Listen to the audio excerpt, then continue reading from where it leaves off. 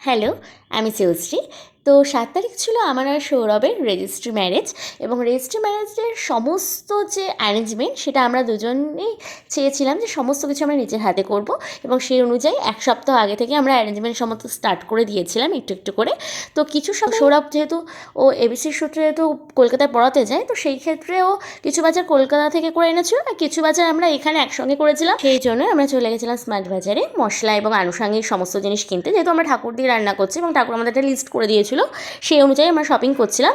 তো এইটা আমরা অনুষ্ঠানের ঠিক আগের দিনের জন্য রেখেছিলাম এবং তারপর সেখান থেকে আমরা সৌরভের জন্য পাঞ্জাবি কিনে তারপর বাড়ি চলে গেছিলাম। দিয়ে পরের দিন সকালবেলায় সেদিনকে প্রচুর কাজ এবং প্রচণ্ড গরম ছিল। তো যেইগুলো একদম অনুষ্ঠানের দিনই করতে হয়, যেমন আলু, পেঁয়াজ, আদা, রসুন এই সমস্ত শপিং ছাড়াও চিকেনটা সৌরভ নিজের বাড়ির ওখান থেকে করে নিয়েছিল এবং বাকি আলু, পেঁয়াজ, রসুনগুলো সব আমরা নিয়েছিলাম সকালবেলায়।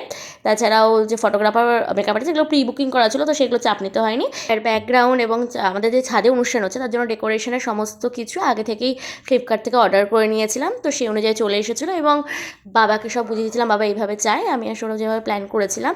তো সেই জন্য একটা ইলেকট্রিক লোককে বলা ছিল, তো সে কিছুটা কাজ করে গেছে আর বাকি আমার বাবা পুরোটা দেখে নিয়েছে। তো সেইটা অত দেখতে হয়নি। আর কালী পুজোর জন্য যে টুইলাইটগুলো থাকে বাড়িতে, মা ওগুলো খুব সুন্দর করে যত্ন করে রেখে দেয়, ওইগুলো দিয়ে গোটা ছাদ সাজানো হয়েছিল। আর আমার একটা বোন সুমি, সে পুরো ব্যাকগ্রাউন্ডটা আমার মনের মতো করে সাজিয়ে দিয়েছিল, দারুণ হয়েছিল।